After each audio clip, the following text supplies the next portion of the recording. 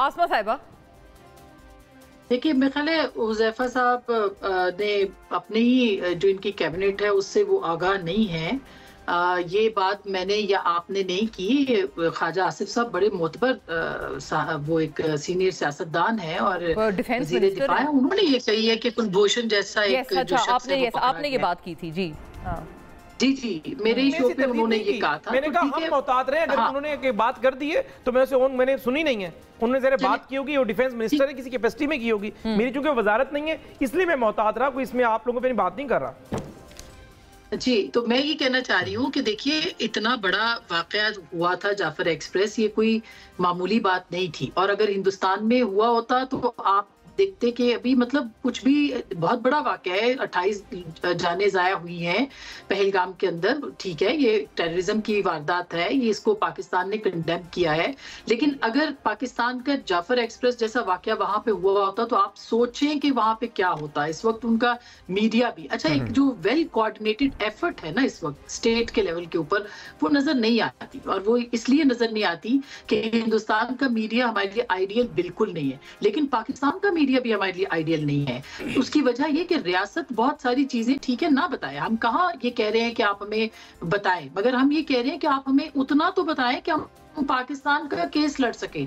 पूरी दुनिया के अंदर मीडिया जो होता है वही वॉर लड़ रहा है इस वक्त। जो है वो मीडिया और सोशल मीडिया की वॉर है।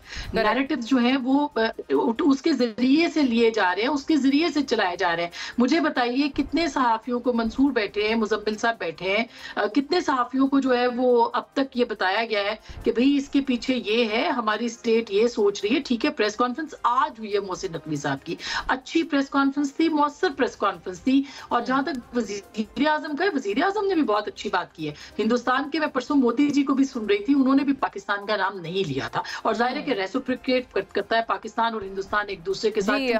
मोदी साहब थे जी, वो बिल्कुल वो एक जलसे से खिताब कर रहे थे, उन्होंने पाकिस्तान का नाम नहीं लिया है। इसी तरह से प्राइम मिनिस्टर ने भी काबुल में हिंदुस्तान का डायरेक्टली नाम नहीं लिया। लेकिन मैं ये कहना चाह रही हूँ कि कहाँ है वो एफर्ट, हुकूमत के पार्ट पे कहाँ है एफर्ट कि वो बताए लोगों को, अपने मीडिया को बताए। वो एक हुज़ैफा साहब ने कहा ना, हर बात तो मीडिया को बताने की नहीं होती, मगर बहुत सारी बातें जो बतानी है वो भी कहाँ बताई गई हैं। मुझे बताइए कौन सी ब्रीफिंग, हमने बहुत सारे बिल्कुल बात सही है। आई रिकॉल कि जब ये हुआ था सारा, इससे पहले वो जो पुलवामा वाला अटैक उस पे हुई थी, उस वक्त एक बड़ी कॉम्प्रिहेंसिव ब्रीफिंग दी थी। और बताते हैं कि भाई ये चीज, हम ये नहीं कह रहे कि कोई आप कम अज कम एक कोऑर्डिनेटेड एफर्ट होती है जो गवर्नमेंट करता है। इसी तरह से आपने देखा कि जब पीपल्स पार्टी की गवर्नमेंट थी, इवन पीएमएलएन की जो पिछली हुकूमत थी, जब भी ऐसी कोई बॉम्बे अटैक हुआ था या उसके बाद, इसी तरह से होता है कि चीजें, इंफॉर्मेशन जो है, फ्लो ऑफ इंफॉर्मेशन होती है। हम ये नहीं कह रहे कि हम खुद साख्ता चीजें जो है वो बनाएंगे, लेकिन एक फ्लो ऑफ इंफॉर्मेशन है